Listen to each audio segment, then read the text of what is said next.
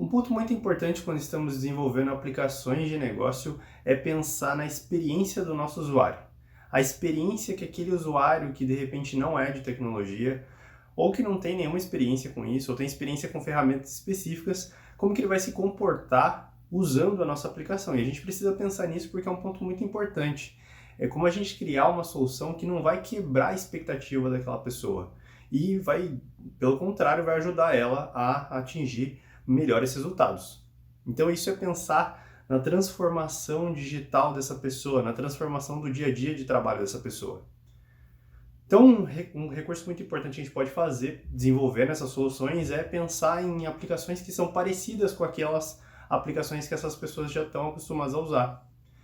O exemplo de hoje que eu quero trazer para vocês é como que a gente pode criar uma aplicação de negócio, um aplicativo no Power Apps, utilizando um recurso que é muito parecido com uma aplicação que a maioria das pessoas, independente da área delas, já sabe usar.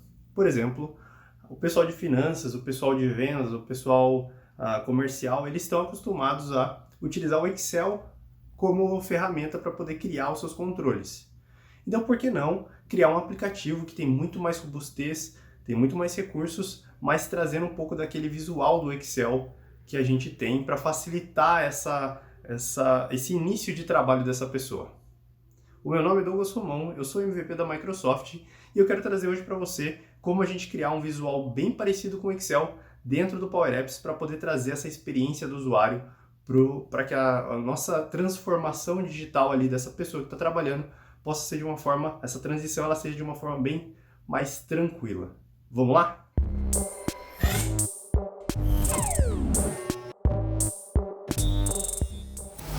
Uma coisa muito importante, então, quando a gente está desenvolvendo uma solução em um aplicativo aqui no Power Apps, é como que a gente pensa, então, nessa questão da usabilidade. E tem muita gente que não se atenta, mas a gente tem um conceito aqui muito importante, que são as galerias. As galerias, em média, a maioria das pessoas usa ou pensa que elas servem mais para mostrar informação, mas na verdade não. Elas são repetidores, quer dizer que a gente pode usar elas também para coletar informação. E o que a gente vai pensando aqui naquele conceito que eu falei para vocês, de a gente criar alguma experiência para o usuário que seja próxima ao Excel, que tem as células, as linhas e colunas e tal. Então a gente vai usar as galerias para poder criar uma experiência para o nosso usuário que seja mais interessante, tá bom? Então, no exemplo aqui, eu tenho uma lista aqui no meu SharePoint de teste, que é uma lista de cadastro de clientes bem simples, ela não tem nada demais, ela tem título, status, último contato. Você poderia ter outras informações, aí vai do cenário da sua empresa, tá?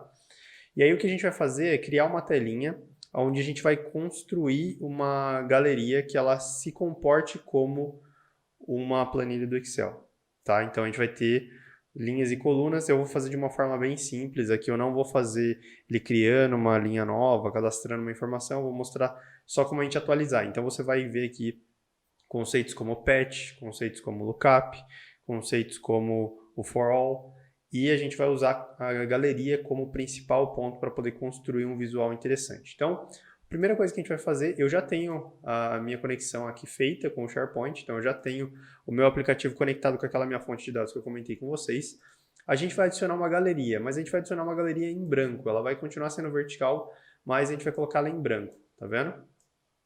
E aí o que a gente vai fazer aqui, tá vendo? Eu coloquei ela numa tela inteira, de forma bem simples. A gente vai conectar ela ao cadastro de clientes, então para poder mostrar o cadastro de clientes. E aí eu vou clicar nesse íconezinho de editar. Esse íconezinho serve para que eu consiga editar aquele item. Então lembrando, galeria é um repetidor. Então quer dizer que o que a gente desenhar na primeira linha, ele vai se repetir para todos os itens que a gente for trabalhar, tá bom? Então eu vou editar. Ele vai ter aqui a primeira linha, eu vou até diminuir um pouquinho para ele poder ficar com aspecto de linha mesmo, e vocês vão ver que aí é formatação visual. O que a gente precisa fazer agora, então, é para cada linha que exista lá no meu cadastro de clientes, ele gere uma linhazinha aqui na minha galeria. Geralmente as pessoas usam na galeria labels ou coisas que são para mostrar informação, mas a gente pode, como eu falei, coletar também. Então a gente vai usar aqui, a gente vai adicionar um text input. Tá certo? O text input ele serve exatamente para poder coletar informação. E aí a gente pode formatar visualmente aqui para ele ficar certinho na mesma linha, tá vendo? A gente pode colocar um pouquinho para cima para que a gente consiga criar esse aspecto de um colado no outro. Aí a gente pode tirar a formatação e tal. Eu vou, depois na hora que eu for fazer essa parte visual, eu vou dar uma acelerada no vídeo para vocês não ficarem perdendo tanto tempo com formatação, porque aí vai dar a ideia de vocês. Mas ó, só para vocês verem que a gente já começou a criar um conceito aqui de tabela. E aqui no Text Input, por padrão, o texto que ele está usando é esse Text Input, que é um texto fixo. O que a gente vai fazer é, como é um repetidor, a gente vai usar o this item. This item vai ser o item daquela linha enquanto ele está repetindo. Então, se eu estou buscando os cadastros de clientes, para cada item que existe lá na minha tabela, na minha fonte de dados, ele vai usar esse this item para poder preencher a informação. Então, a primeira coluna que eu vou colocar aqui vai ser a title, que é justamente para mostrar o nome dos clientes. Então, se eu for aqui na lista agora, eu tenho todos esses clientes, 0, 1, 2, 3, 4, 5, e aqui eu já estou trazendo, e ele está repetindo, tá vendo?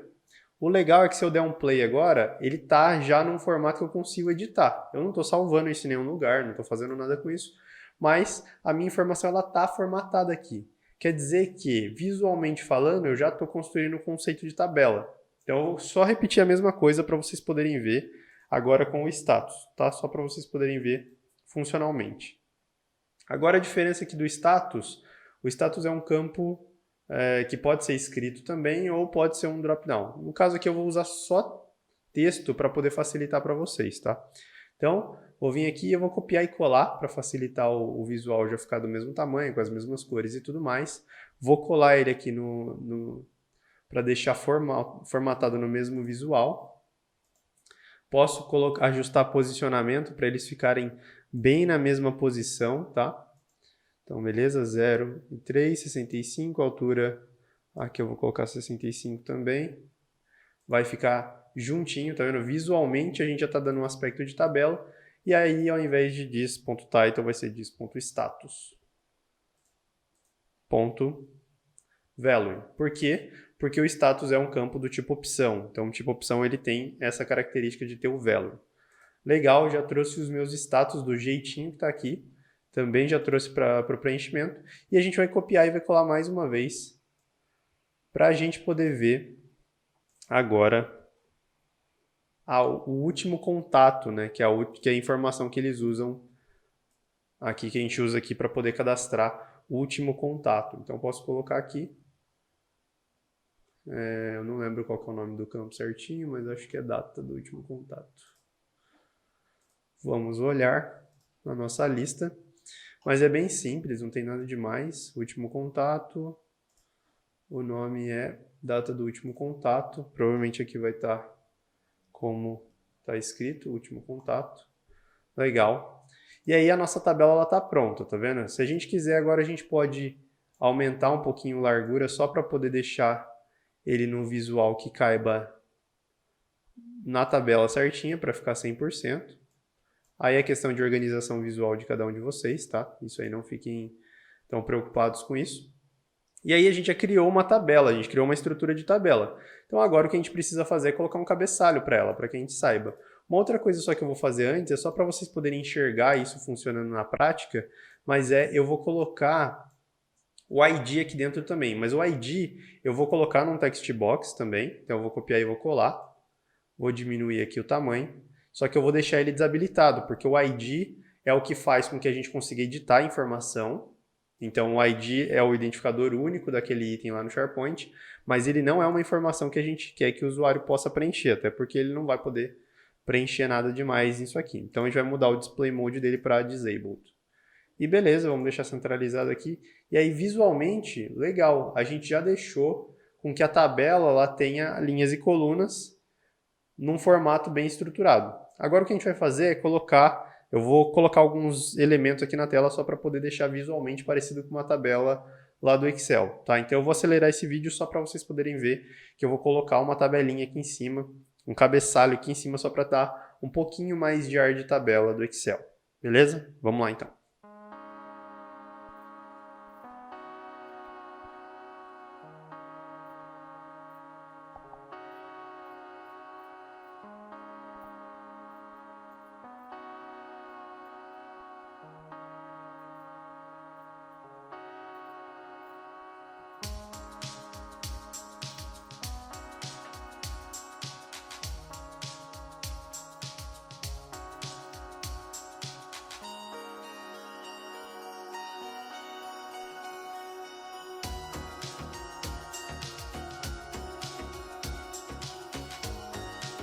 Bom, legal. Já coloquei um cabeçalho aqui, vocês viram que eu só usei label com um fundo para poder deixar esse aspecto de tabela. Claro, você pode colocar depois filtros aqui, você pode colocar ordenação, aí vai dar a sua criatividade, sua imaginação para deixar esse aplicativo bala, beleza? Mas agora a gente já tem uma tabela bem funcional, olha que legal. A gente já tem uma estrutura bem legalzinha aqui. Claro, tem esses estilos aqui que a gente precisa tirar de quando passa o mouse, essas coisas. Isso vocês podem tirar aqui tudo pelo layout, pela estrutura aqui, tá vendo? O hover, ele faz um efeito, você pode remover, você pode tirar a borda dele também. Então agora quando eu passar o mouse, não vai deixar nada demais. Ele também tem o hoverboard, que é a cor de borda que ele vai usar quando passar o mouse. Dá para você deixar a mesma que ele usa no padrão. Então dá para você fazer com que o layout seja mais estruturado, tá? E ficar mais amigável assim para o seu usuário, mas aí vai da criatividade de vocês, a estrutura de vocês, tá bom?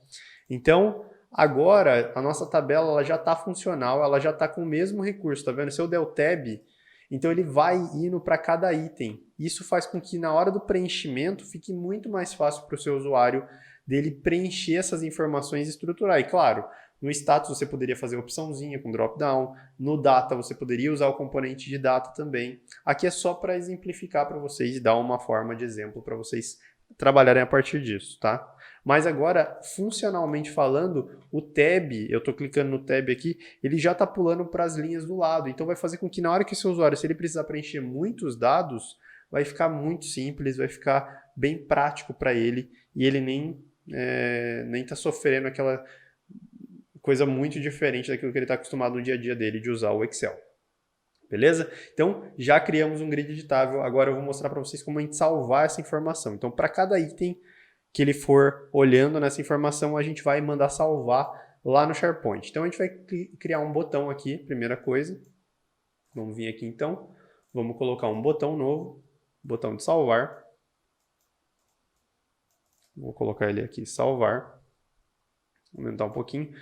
Outra coisa importante, lembrem-se sempre de renomear, tá? Aqui eu não estou renomeando pela rapidez que a gente está fazendo, mas renomeiem os seus componentes para que eles fiquem mais bonitos e fiquem mais fáceis de ser entendidos. Vou colocar aqui btn salvar. Beleza, o que ele vai fazer nesse salvar? A gente vai basicamente usar 3 funções. For all, que é para cada item que ele encontrar na fonte de dados que a gente fornecer, faça alguma coisa. Então a primeira coisa é o for all. Então o que a gente vai fazer aqui é para todos os itens que ele encontrar na galeria 2, que é a galeria que a gente está usando, então para todos os itens que ele encontrar na galeria 2, ele vai fazer alguma coisa aqui dentro. Tá? Então ele vai executar algum conceito aqui dentro, alguma fórmula, alguma função e por aí vai. O que a gente vai usar de fórmula aqui para executar é o patch. O patch serve para você atualizar dados dentro de uma fonte de dados ou até mesmo criar informações. Tá? Ele serve para mandar esse patch, essa ação de atualização ou de criação para essa fonte de dados. E aí, o que a gente vai usar como fonte de dados então vocês podem ver que a primeira informação que ele pede é a fonte de dados, vai ser o cadastro de clientes. A segunda é qual item que você quer atualizar. Quando você quer criar, você tem que colocar uma certa forma. Quando você quer atualizar, você precisa falar qual item você vai usar. No caso aqui, a gente vai usar o lookup para poder buscar. Por quê? Lembrando, a gente está usando um repetidor. Quer dizer que no for all, ele vai pegar cada linhazinha e vai mandar uma requisição de atualização. Então, a gente precisa fazer com que isso seja simples, tá? Então, a gente vai buscar dentro de cadastro de clientes, onde o ID for igual ao label que a gente está usando para ID. Tá vendo? A gente está usando um text box aqui, que é esse text input 2. Por isso que é importante a gente renomear as coisas, tá? txt ID. Vou colocar aqui as outras coisas também para já facilitar. txt data, último contato. txt status e txt título. txt nome, né? Para ficar fácil. Legal. Então, no nosso salvar, a gente quer fazer com que o ID, onde o ID for igual a txt_id.text. Então, o que ele vai fazer aqui, ele vai tentar encontrar esse item que tem ID igual ao ID, tá? Aqui a gente pode colocar como value para ele poder converter em número esse ID, só para poder facilitar.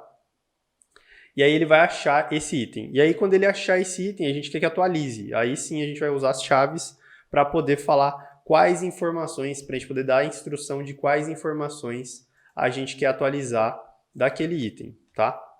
Então agora é simples, a regra que a gente tem que fazer é basicamente a seguinte. A gente tem que colocar aqui os nomes dos campos que a gente quer atualizar. Então eu quero atualizar o title, por exemplo, eu vou colocar txt nome.text.